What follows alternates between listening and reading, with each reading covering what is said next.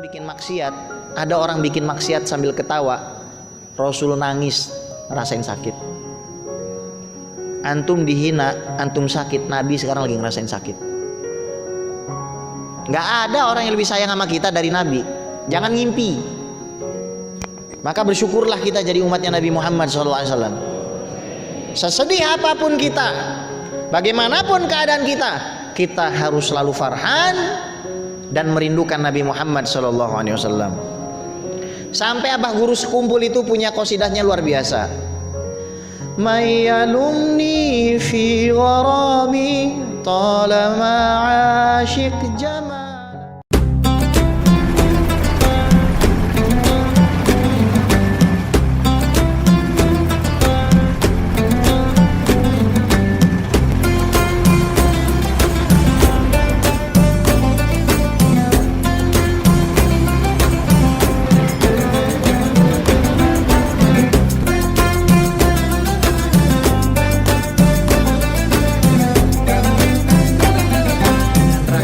Sudah aku turunkan pada umatmu, maka hendaknya mereka bersukacita, bersenang-senang, berbahagia. Karena sukacita mereka atas rahmat dan anugerahku itu lebih baik daripada semua yang mereka kumpulkan. Kalau kita dikasih uang 1 miliar, senang nggak? Senang. Luar biasa, orangnya akan kita puji-puji dunia akhirat, iya. Benar ya? Tiba-tiba dikasih mobil Rubicon. Wow, gimana? Orangnya kita kenang. Kita bakalan posting habis-habisan itu. Wih, gue baru dikasih Rubicon. Iya. Kalau mama misalkan selama 1 tahun digratisin perawatan di RH. Wow, itu luar biasa ya, biar kinclong ya kan, Mak? Iya. Iya, pasti begitu. Nah, ini dikasih keselamatan dunia akhirat. Dikasih syafaat supaya selamat dunia akhirat. Maka rasa syukur kita dan terima kasih kita adalah bentuk kita menjalankan perintah Allah Subhanahu wa ta'ala. Tadi disebutkan atas rahmat dan anugerah. Iya, rahmat dan anugerah itu banyak macamnya. Kesehatan, kekayaan, betul. Besaran mana? Anugerah kesehatan, anugerah pangkat jabatan, harta kekuasaan dibandingkan anugerah baginda Nabi besar Muhammad SAW. Begini aja dah gampangnya. Mendingan mana? Anda dijadikan pemimpin dunia, jadi seluruh bumi ini milik Anda. Semua yang mau Anda bikin terserah. Tapi Anda dipecat jadi umatnya Nabi Muhammad SAW. Mau? Ya udah, jadi kita nggak usah sedih-sedih. Kenapa? Alhamdulillah kita nggak dipecat jadi umatnya Nabi Muhammad Sallallahu Alaihi Wasallam. Itu satu kebahagiaan yang sangat luar biasa, yang harus kita syukuri. Betul? Shallu ala Nabi Muhammad. Oke, sekarang saya mau cerita aja. Cerita apa, Bib? Cerita tentang sejarahnya Nabi Muhammad Sallallahu Alaihi Wasallam dari sebelum lahir sampai mau meninggal. Ya, dari sebelum Nabi lahir sampai mau meninggal. Jadi inilah sejarah singkatnya baginda Nabi besar Muhammad Sallallahu Alaihi Wasallam. Karena kita kalau ngerayakan Maulid jangan cuma pengen ketawanya, bagus. Memang kita diajarkan untuk idkhalus surur, memasukkan rasa senang. Jangan juga suka marah-marah. Acara Maulid marah-marah, jangan. Tapi yang paling bagus adalah kita betul-betul fokus membahas, menceritakan baginda Nabi besar Muhammad Sallallahu Alaihi Wasallam. Sebelum Nabi lahir, Nabi sudah diajarkan makna kematian. Jadi sebelum Nabi lahir, Nabi sudah diajarkan makna kesendirian. Umur 2 bulan di dalam kandungan uminya, abahnya meninggal. Nabi diajarkan bahwasanya kamu akan sendirian, dan itu berat. Ketika Nabi dilahirkan, Nabi juga tidak merasakan hadonatul nggak merasakan diajak ke playground, nggak merasakan dikasih mainan. Nabi itu langsung dibawa ke Bani Sa'ad, tempatnya Halimatus Sa'diyah. Pelajaran kedua, apa pelajaran kedua? Jangan pernah datang kecuali memberi. Jangan pernah mendatangi manusia kecuali kita ingin memberi. Apa hubungannya Habib? Banyak orang, banyak para ahli sejarah mengatakan kalau Nabi Muhammad SAW diutus ke Bani Sa'ad supaya Nabi pinter bahasa Arabnya, supaya Nabi disusuin dengan susu yang kualitasnya nomor 1. Sebenarnya itu kurang tepat. Kok bisa Habib? Para sejarawan itu juga sepakat, Bapak Ibu sekalian, bahwasanya Bani Sa'ad pada masa itu air susu perempuannya, bahkan air susu kambing, air susu untanya nggak ada yang keluar. Korma nggak ada yang tumbuh. Rumput berubah menjadi kering, warnanya coklat. Buah-buahan nggak ada yang tumbuh, saudara. Tapi lihat, begitu bibir Nabi Muhammad SAW yang mulia menyentuh kulitnya Halimatus Sa'diyah, apa yang terjadi? Itu air susu keluar lancar, ontaknya jadi gemuk, kambingnya langsung jadi gemuk. Itu korma tumbuh berjatuhan dari pohonnya. Rumput yang tadinya warnanya coklat berubah jadi hijau. Fanahnu la na'ti illa bil barokah. Lihat, kita tidak boleh datang ke manusia untuk minta. Etikanya begitu. Harusnya kita datang ke manusia untuk apa? Untuk memberi, bukan untuk meminta.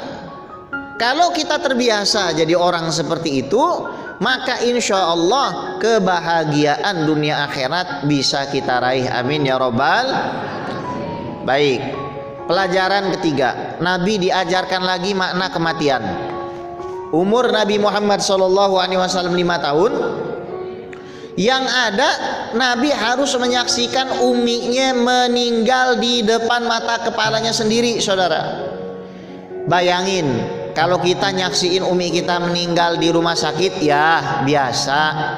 Di atas kasur, ya biasa. Bahkan di kendaraan biasa. Ini anak umur 5 tahun nyaksikan uminya meninggal di tengah gurun, saudara.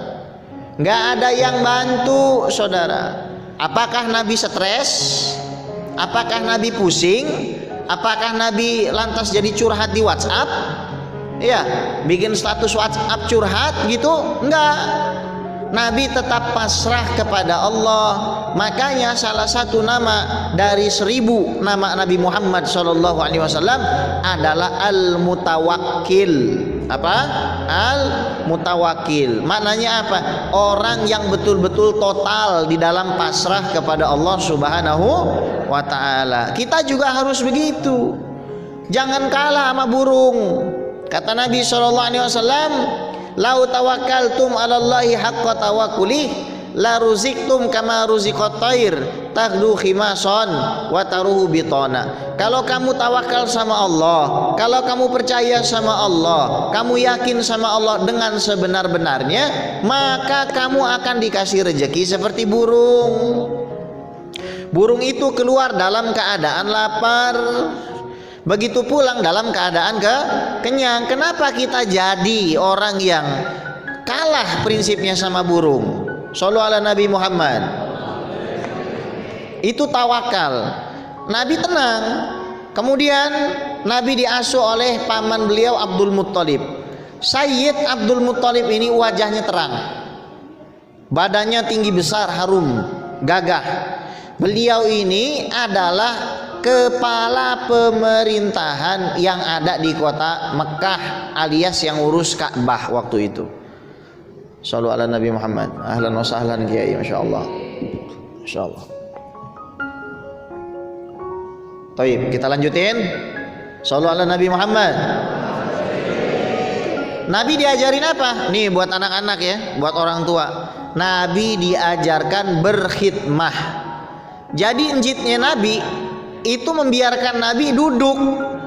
Di depan Ka'bah waktu masih kecil, enjitnya ngapain itu? Ngasih korma. Orang tua ngasih korma, nuangin air. Ada orang datang haji dikasih makan, ada orang datang umroh dikasih minum. Nabi ngeliatin, apa maknanya? Oh Muhammad, kamu itu nanti bakal berkhidmah kepada orang-orang yang datang dari jauh. Kita harus punya prinsip begitu. Jangan pernah kita ngerasa takut miskin gara-gara kita menjamu tamu.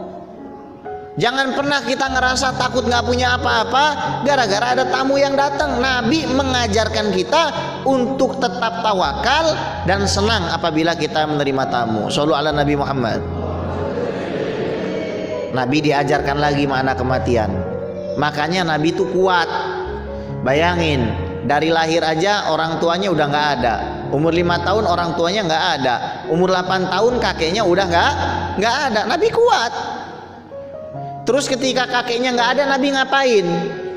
Luntang-lantung sana sini, nangis di pojokan kota Makkah? Enggak, Nabi ngangon kambing, saudara. Nabi itu keringatnya lebih wangi dari minyak wangi surga. Lebih wangi dari minyak wangi surga. Apalagi minyak wangi dunia, nggak ada apa-apanya. Tapi Nabi mau untuk ngurusi kambing yang baunya na'udzubillah. Lah kita yang baunya sama kambing 11-12 songong amat, disuruh ngurus kambing kagak mau. Lah Nabi lihat orang paling cakep, orang paling ganteng, nggak pernah protes. Lagi duduk sama sahabatnya, Nabi bilang begini, innallaha ma ba'asallahu nabiyyan illa ra'al ghanam. Allah tuh tidak pernah mengutus satu orang nabi pun melainkan mengembala kambing. Wa anta, para sahabat kaget.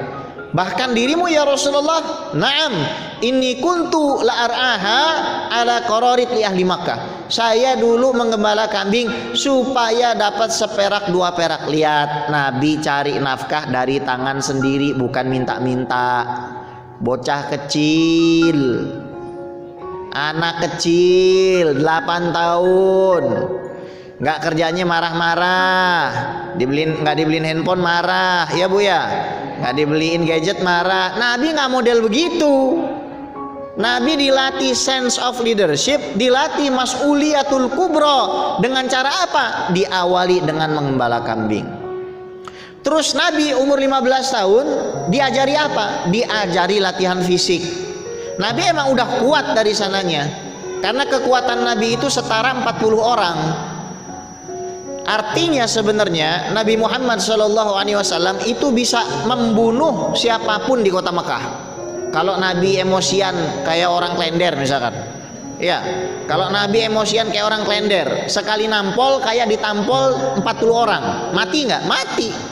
Misalkan Abu Lahab ngejek Nabi, ditabok sekali sama Nabi. Pernah nggak ngebayangin satu kali tabokan 40 orang yang nabok? Bukan ditabok 40 kali, satu kali tabokan 40 orang yang nabok, mati. Tapi Nabi nggak begitu. Nabi Rahim. Nabi Rahim. Nabi diajarin apa? Mengumpulkan anak panah di peperangan Fijar. Makanya saya pernah ketemu sniper tuh. Tahu sniper? Ahli penembak jitu jarak jauh, veteran perang di Indonesia. Dia bilang apa? Beb, anak itu sebenarnya heran. Kenapa Pak Haji? Kenapa di Indonesia nggak ada wajib militer untuk anak SMA-nya? Makanya anak SMA kita pada buncit-buncit, ya. Ya. Nah, kalau misalkan di Mesir itu anak SMA-nya tinggi-tinggi, besar-besar, kuat-kuat. Kenapa? Ada namanya wajib militer 1 tahun, saudara. 1 tahun ada wajib militer. Supaya apa? Supaya bangsanya itu kuat. Korea aja ada wajib militer. Yang sekarang yang ada wajib Instagram sama TikTok. Itu yang ada sekarang. Ya, shallu ala Nabi Muhammad. Terus Nabi diajarin jadi apa? Nabi diajarin jadi diplomat. Belum umur 20 udah hadir perjanjian damai antara suku Quraisy dengan suku Qais. Beliau mengatakan, inni ra'aitu hilfan fi dari Abdullah ibni Jud'an ma law du'itu ilaihi fil Islam la ajabtu. Saya melihat di rumah Abdullah ibni Jud'an, ini orang yang luar biasa kalau ngejamu orang itu kualinya sampai atas, saudara. Abdullah bin Jud'an ini, saya melihat di rumahnya dia ada perjanjian damai yang namanya Hilful Fudul, yang mana kalau dipanggil ke dalam Islam perjanjian ini saya pasti menjawabnya. Maksudnya apa? Saya pasti setuju dengan itu. Nabi belum umur 20 sudah diajarkan jadi diplomat. Umur Nabi 20, wah ini dia mulai. Nabi disuruh berdagang sama amiknya Abu Thalib. Kebetulan Siti Khadijah janda kembang, ya, janda kembang. Tapi jangan samain sama jandanya Klender, lain, ya. Siti Khadijah janda 2 kali, cakepnya luar biasa. Ente lihat aja cucu-cucunya Nabi, cakep-cakep. Itu juga dapatnya dari Siti Khadijah. Biar kata janda 2 kali, antum harus tahu. Jadi Siti Khadijah itu ibaratnya punya pintu 2. Pintu sebelah kanan buat orang lamar kerja, pintu sebelah kiri itu buat orang lamar dia. Ditolak-tolak. Tapi begitu Nabi Muhammad SAW datang, apa yang terjadi? Itu ibaratnya nih, kalau saya mendeskripsikan dan mengilustrasikannya, mungkin dadanya Siti Khadijah itu dep, dep, dep, dep, dep, dep, dep. Tapi tetap jaga image. Siti Khadijah tuh ya, pura-pura gimana caranya biar nggak ketahuan kalau dia ngebet dan suka banget sama Nabi Muhammad. Oh Muhammad ya, ya sudah. Kalau gitu kamu aja yang saya pilih nih dari ratusan orang. Saya pengen kamu aja yang jadi delegasi saya membawa perdagangan saya. Akhirnya dikirim orang untuk nemenin Nabi Muhammad, namanya Maisarah. Maisarah laki perempuan, Bu? Laki. Astagfirullah.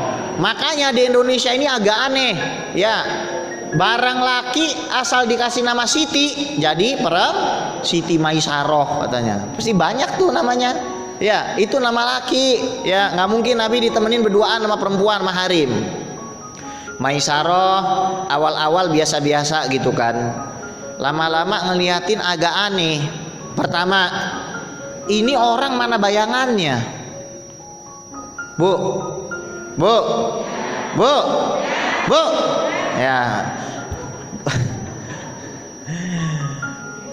Kalau ibu kesal sama suami, ya, ibu nggak mungkin injak kepalanya, tapi bisa nggak injak bayangan kepalanya? Bisa kan? Iya. Kesel gitu. Nabi nggak bisa. Bahkan Allah tidak biarkan siapapun makhluk, baik dari kalangan manusia, binatang dan jin, untuk injak bayangannya Nabi Muhammad SAW. Kemudian yang kedua, Nabi itu kemana-mana dinaungi oleh awan, ibu. Dinaungi oleh awan, masya Allah. Kalau ibu yang naungin apa, Bu? Gledek ya. Siap untuk mengazab. Shallu ala Nabi Muhammad. Terus Nabi Muhammad SAW pulang. Nah Siti Khadijah ini perasaannya nggak menentu. Ini orang jujur, gantengnya nggak ada tanding, kemudian harum. Bedanya Nabi sama kita tahu, Bu? Kalau Nabi lewat, udah nggak ada nabinya, kita pasti tahu di situ ada Nabi Muhammad. Kenapa? Saking wanginya. Ya, sama kita juga iya gitu. Kita juga kalau lewat satu tempat orang pasti tahu ada kita, tapi karena baunya luar biasa. Itulah bedanya kita Nabi Muhammad SAW.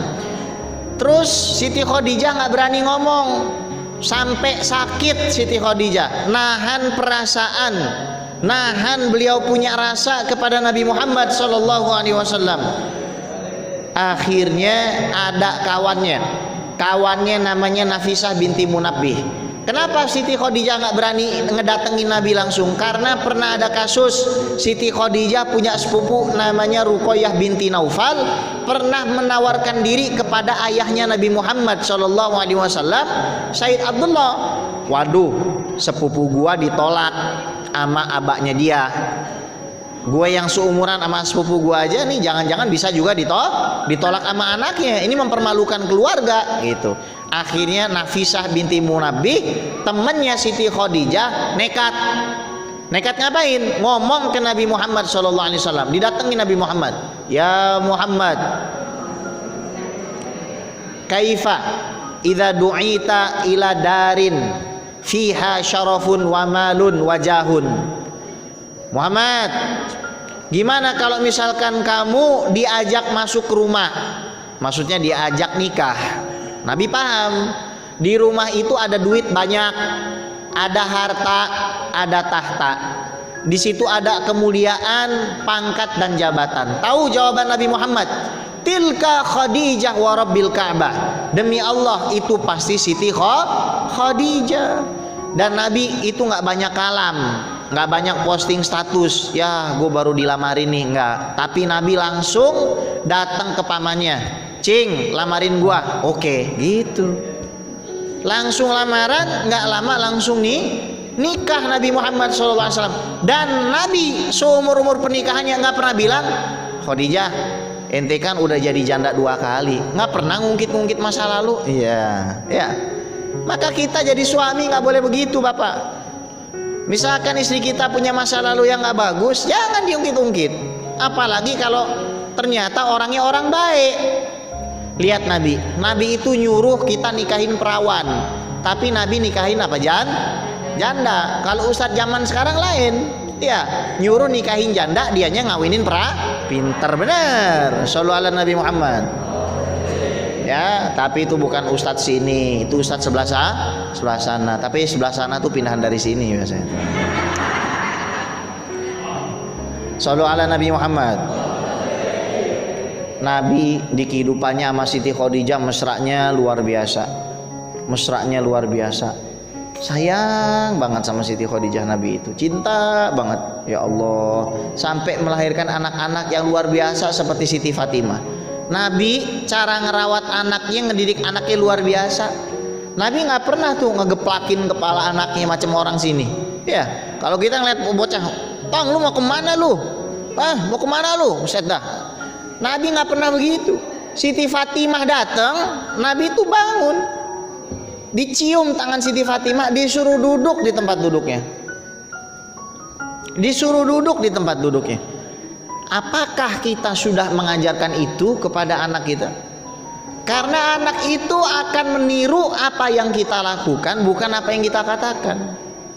Kita mengatakan, nak sholat nak, kitanya main handphone. Ya, nggak bisa. Nak sedekah nak, kitanya pelit sama dia. Nggak bisa. Nabi Muhammad SAW ngajarin itu. Gimana sama anak manggilnya pakai gelar. Sampai Siti Fatimah itu dijuluki apa? Ummu Abiha, ibu dari bapaknya sendiri. Itu Siti Fatimah Zahra. Siapa yang membersihkan kotoran Nabi Muhammad SAW ketika beliau ditimpahkan kotoran perut unta? Siapa yang membersihkannya? Yang menenangkan hati Nabi Muhammad SAW, Siti Fatimah. Itu ada bisyarah. Kalau antum semua hajatnya mau kabul, jangan lupa baca Fatihah ke Siti Fatimah Zahra radhiyallahu taala anha wa alaiha salam. Shallu ala Nabi Muhammad. Umur Nabi 35, Nabi membangun Ka'bah. Jadi Ka'bah itu pernah kebanjiran, sampai runtuh semua, nggak ada sisanya. Jadi kalau kita kebanjiran, ingat Nabi Muhammad juga pernah bukan cuma orang Jakarta yang pernah kebanjiran. Iya. Kalau misalkan kita kebanjiran, coba kita pikirin, ya Allah, senangnya gua kebanjiran kayak Nabi. Gitu aja udah. Anggap aja seperti itu. Saya baru dari Pangkalan Bun kemarin. Kebanjiran semuanya di sana. Tapi mereka alhamdulillah wajahnya berseri-seri, senang, bersyukur sama Allah Subhanahu wa taala. Itu yang harus kita terapkan dalam keadaan apapun, segetir apapun, kita harus terus berusaha tersenyum, karena senyuman itu adalah sunnah baginda Nabi besar Muhammad sallallahu alaihi wasallam. Nabi umur 37 pikirannya udah gak karuan, ngelihat perzinahan, pembunuhan, anak perempuan dikubur hidup-hidup, perempuan disuruh tawaf nggak pakai baju, ya begitu. Namanya perempuan kalau udah dicerai nggak boleh nikah lagi, nggak boleh dapat warisan, dikit-dikit tusuk, dikit-dikit bunuh, dikit-dikit sembelih. Nabi pusing, Nabi galau. Akhirnya naik ke atas Gua Hira, minta petunjuk sama Allah. Umur 40 ketemu sama malaikat Jibril alaihis salam. Iqra ma'ana biqari, dipeluk sama malaikat Jibril. Nah ketika malaikat Jibril memeluk, itu jangan anda pikir Nabi Muhammad menjadi tenang, bukan. ketika malaikat Jibril memeluk, yang sebenarnya mendapatkan energi itu malaikat Jibril. Kenapa? Karena aslul wujudnya malaikat itu adalah bersumber dari nurnya baginda Nabi besar Muhammad. Ini hadis Nur Muhammad, ini hadis mungkar. Hadis Nur Muhammad ini memang hadis mungkar. Tahu, hadis do'if jiddan, nggak bisa dipakai dalil itu. Tapi ini adalah kesepakatan para ulama sufi. Ya, tahu sufi, bukan suka film, ya. Ya. Sufi adalah orang-orang yang betul-betul dekat dan ma'rifat kepada Allah Subhanahu wa taala. Jadi dalilnya nggak ada dari hadis. Ya, nggak ada dari hadis, karena itu hadisnya adalah hadis yang mungkar. Akan tetapi meskipun demikian, para ulama tasawuf itu bersepakat aslul wujud adalah nurnya baginda Nabi besar Muhammad sallallahu alaihi wasallam. Kemudian Nabi turun, ini penting ya. Ketika Nabi turun ngomong sama istrinya, laqad khasyitu ala nafsi, wahai Siti Khadijah, saya ini takut, saya nggak bisa bawa beban seberat ini. Bayangkan, satu orang disuruh melawan seluruh dunia, satu orang sendirian disuruh melawan pemikiran seluruh dunia, merubah semuanya itu berat. Tahu istri yang baik menjawab apa? Wallahi la yukhziyakallah, demi Allah, Allah tidak akan mencelakakan kamu. Sebabnya apa? Ini penting. Kalau kita hidupnya nggak mau celaka, cukup kita bikin 5 ini. Kalau kita hidupnya nggak pengen sengsara, cukup bikin 5 ini. Barang siapa bikin 5 ini, Allah nggak akan menyia-nyiakannya. Ini hadis ketiga dari Sahihul Bukhari. Nggak kaleng-kaleng ini derajatnya hadis. Apa? Innaka latasilur rahim, engkau menyambung tali silaturahim. Nyambung tali silaturahim maksudnya bukan kalau misalkan ada orang baik sama kita terus kita baik. Ya, kata rohim itu memang mayoritas ulama mengartikannya aqarib, baik maharim ataupun non maharim. Maksudnya apa? Ya, saudara jauh bisa, tetangga bisa. Akan tetapi jangan kita persempit maknanya itu. Sambung tali silaturahim itu kepada siapapun dari umatnya Nabi Muhammad SAW. Yang dimaksud itu bukan kalau ada orang baik kita baikin, itu mukafi. Tapi yang dimaksud menyambung tali silaturahim, kalau ada orang jahat ente baikin, baru kita nggak celaka. Saya pernah bikin acara untuk satu orang. Karena istrinya hamil, saya pengen ngadain syukuran buat dia. Saya bikin acara. Terus ketika datang, dia mau sampai rumah message, anaknya panas. Terus saya bilang, nanti jangan main sama anak saya dulu. Kenapa? Karena anak saya itu ringkih, masih kecil. Emosi orang itu, akhirnya orang itu pulang. Pulang. Padahal acara itu udah saya siapkan, yang nggak banyak, buat sekitar 30 orang. Tapi yang ditunggu nggak datang sama sekali. Akhirnya sudah, makanan itu saya bagi-bagikan. Nggak berapa lama, saya diundang Maulid Nabi ke Bogor, di atas gunung itu. Amplopnya tebel segini. Benar, segini tebelnya ya. Terus saya pergi lagi tuh ke BSD, langsung ke BSD ngisi kajian subuh. Tambah lagi berarti segini. Apa yang saya lakukan setelah itu? Saya datangi rumah orang itu karena rumahnya kebetulan di BSD. Saya beri assalamualaikum, tok. Kaget dia. Saya kasih parsel-parsel buahnya. Saya kasih minyak wangi kesukaan saya. Saya kasih tasbih putih yang saya sampai sekarang nggak bisa punya lagi yang seperti itu. Saya kasih minyak wangi saya yang saya impor. Dan saya kasih semua amplop itu sama dia. Masya Allah, saya bilang, Masya Allah, iya, saya pulang, saya izin pulang, udah pulang. Ya memang kita harus gitu. Kalau kita nggak mau celaka ya gitu. Orang jahat sama kita baikin, orang hina kita puji, gitu caranya. Bukan ada orang hina kita hina lagi. Loh, terus Habib ini anti sama Habib Rizik? Enggak lah, orang saya hadir di acara saya di Walid. Begini, apa yang disampaikan oleh Habibuna Rizik Syihab itu mungkin laisa fi maqamihi, bukan pada tempatnya. Ngomong kata-kata begitu jangan ditiru, paham? Jangan ada yang ngomong begitu. Ngomong kata-kata itu apa, lontong sate itu, ya, lontong sate, jangan. Apapun kejadiannya, jangan. Tapi jangan lupa yang namanya perzinahan, yang namanya penjajahan prostitusi yang secara masif dan online itu kalau tidak diberantas justru malah lebih merugikan umat manusia, saudara. Sampai sekarang saya heran kenapa umat Islam sendiri nggak bikin komite pemberantasan zina online. Loh, zina itu dijajakan di mana-mana, Bapak. Di YouTube dijajakan. Orang buka murotal iklannya saja hampir zina kok. Itu public figure. Kenapa justru malah banyak di antara umat Islam yang follow orang-orang seperti itu? Gimana kita mau ketemu sama Nabi Muhammad SAW? Mau taruh di mana muka kita? Kita dukung orang-orang seperti itu. Blok orang-orang seperti itu, blok semuanya. Malu antum jadi umat Nabi. Kalau antum lihat ada yang follow, antum marahin, ente umat Nabi kok follow orang seperti ini? Memang betul nggak boleh. Kata Nabi, tanda hari kiamat itu wayadharuz zina. Wayadharuz zina. Zina itu akan tampak. Jadi apa yang disampaikan Nabi Prisik itu mungkin salahnya 0,01. Sementara kesalahan orang ini itu 100.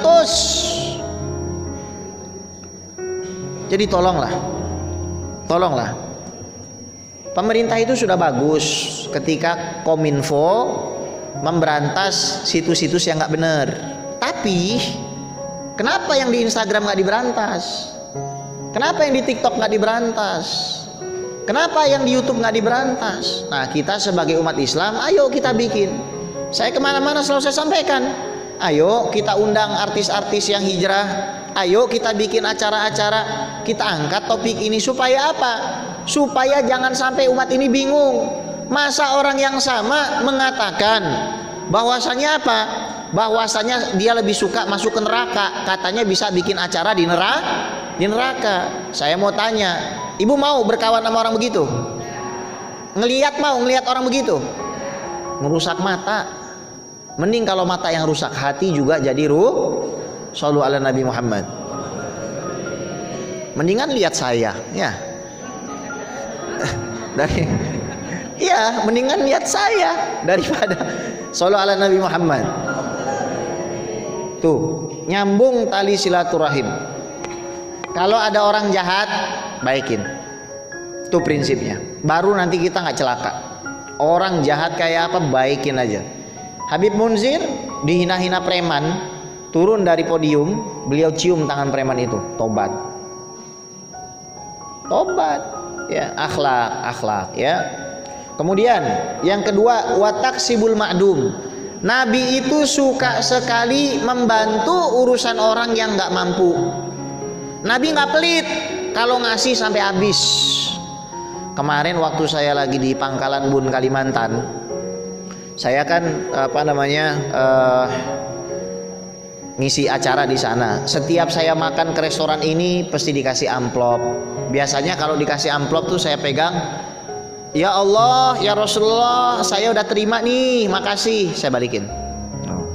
Udah buat ibu aja, nanti kan besok hari Jumat depan sini kan banyak masjid, buat traktir aja. Selalu begitu. Sampai akhirnya saya diundang sama gubernur. Waktu itu saya lagi baca rotib sama ulama-ulama di situ. Terus Bib ditunggu gubernur. Gubernurnya aja suruh kesini.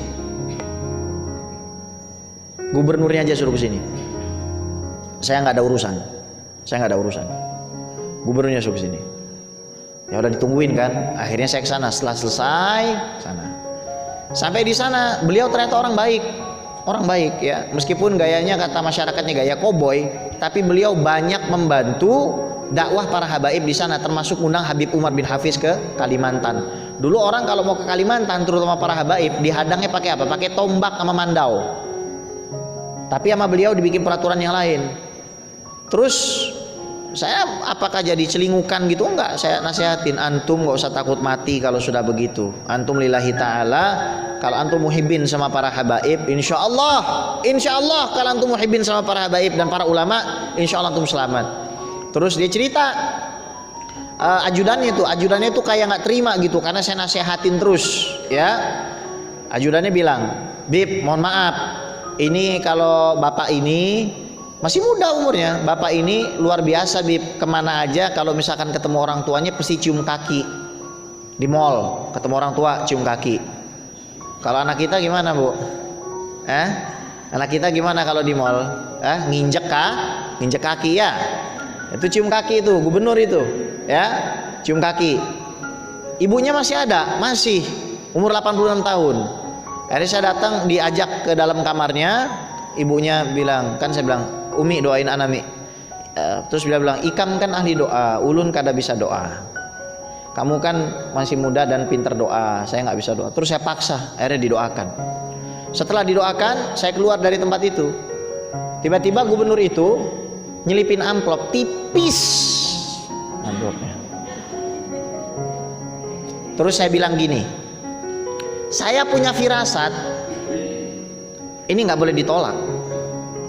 Saya dari kemarin saya tolak semua, saya bilang ini nggak boleh. Saya ambil, saya buka, sedikit banget, cuma 10.000 dolar. Terus apakah saya jadi hahaha? Wow, makasih. Tetap saya omelin.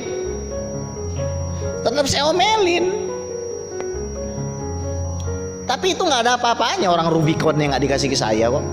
Kalau Rubiconnya dikasih ke saya itu juga belum apa-apa. Nabi hatta nafada ma indahu, sampai habis. Nabi di Madinah itu cuma makan korma, Bu, sama air. Ibu sanggup nggak tiap hari cuma makan seteguk air sama sebutir korma? Semaput, Bu. Semaput. Perut nasi suruh makan korma. Makan bubur ayam udah semaput.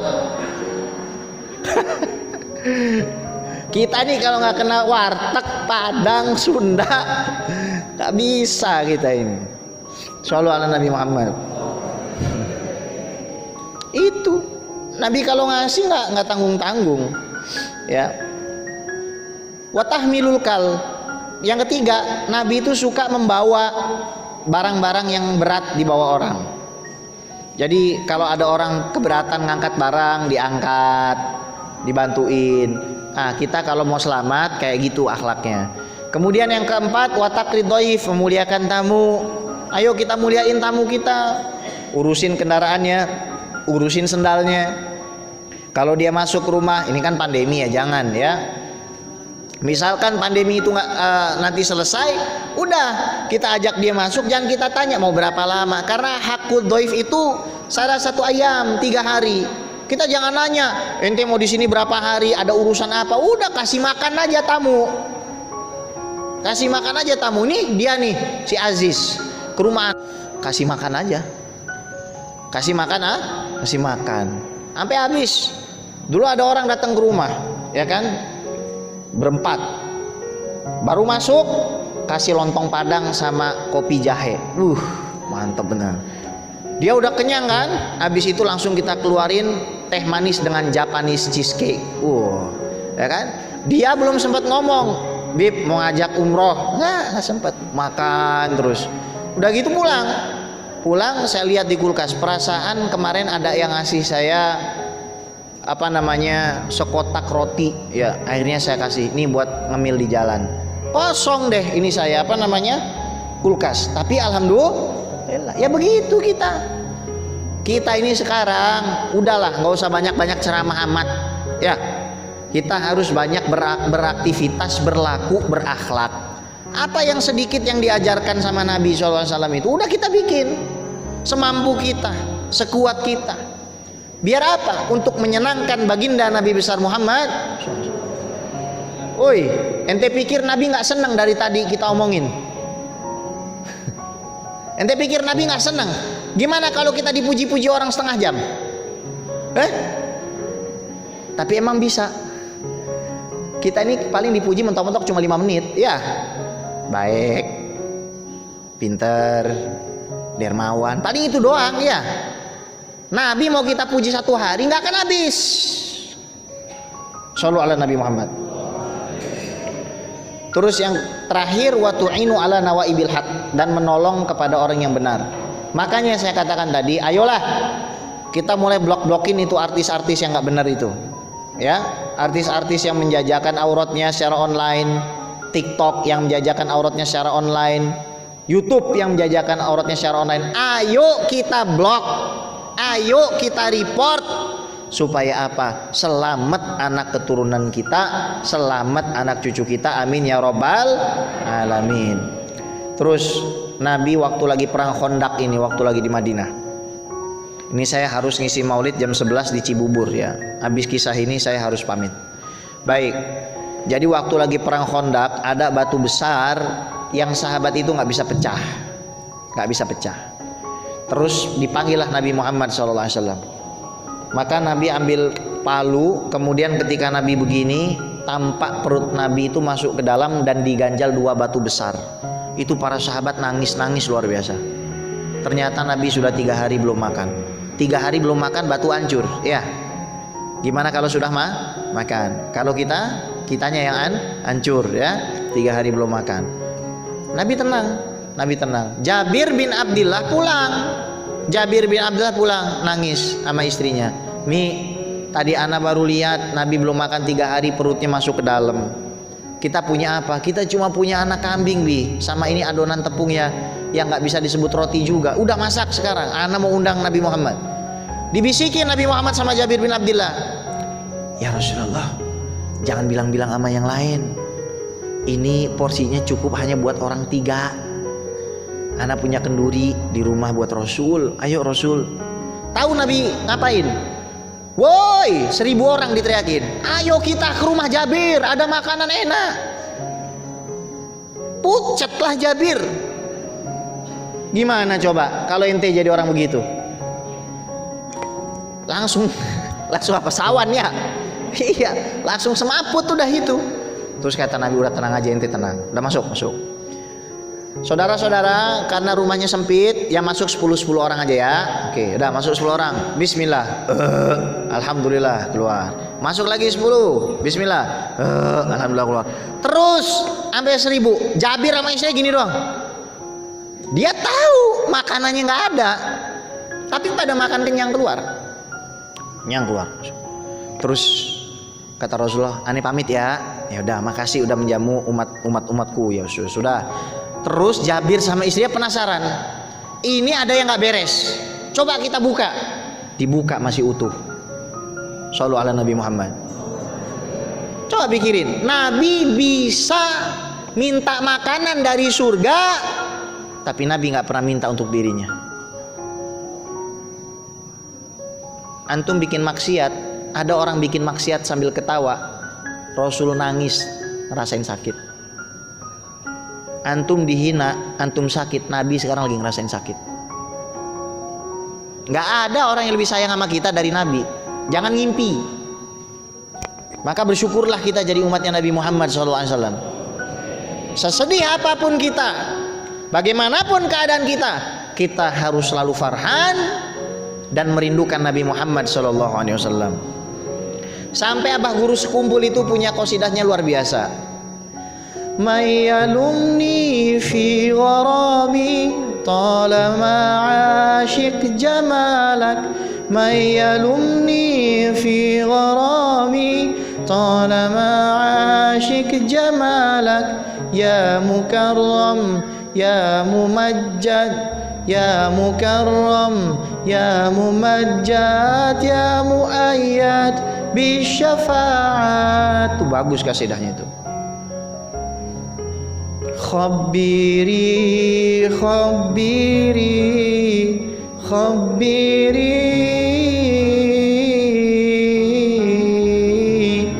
ya Nusaima. Ada yang hafal? Nggak ada yang hafal? Nah, nanti cari di YouTube Khabiri. khabbiri. Sedih banget itu liriknya. Tahu artinya apa? Mayyalumni fi gharami. Siapa yang mau menghina saya dengan kerinduan saya? Tolama asyik jamalak. Sementara yang saya rindukan adalah keindahan seperti dirimu wahai Rasul. Shallu ala Nabi Muhammad. Ya udah, berarti bikin aja 5. Apa tuh? 1, silaturahim. Yang kedua, penuhi hajat manusia. Yang ketiga, angkat beban orang yang nggak mampu. Yang keempat, jamu tamu sebaik mungkin. Yang kelima, tolong orang yang berbuat benar. Ya, mudah-mudahan jadi ilmu yang bermanfaat. Kita baca suratul Fatihah untuk semua wakif yang mewakafkan uangnya, hartanya, tenaganya di Masjid Al-Madinah Habibah. Semua timnya, pengajarnya, gurunya, ustadz-ustadznya, semuanya, jamaahnya semua, insya Allah kita dikasih kehidupan yang barokah. Biar bisa beli rumah sama mobil mewah, pergi hajinya ke Mekah, tawafnya depan Ka'bah, sa'inya Sofa Marwah, mabitnya di Mina Musdalifah, biar bisa beli, biar bisa lontar jumrah ula, uso dan akobah. Kita ziarah Nabi ke Madinah, pulang-pulang kita bikin kontrakan sama beli sawah, anak istri suami soleh dan soleha, hidup istiqomah. Yang kencang bu, hidup istiqomah. Istri 3 dikontrakin rumah. Ya udah, ya makasih banyak. Afwan anak nggak bisa lama-lama ya. Astagfirullahaladzim, saya titipkan antum semua kepada Allah. Jangan lupa follow Instagram saya, Habib Guest Official. Insya Allah berkah. Assalamualaikum warahmatullahi wabarakatuh.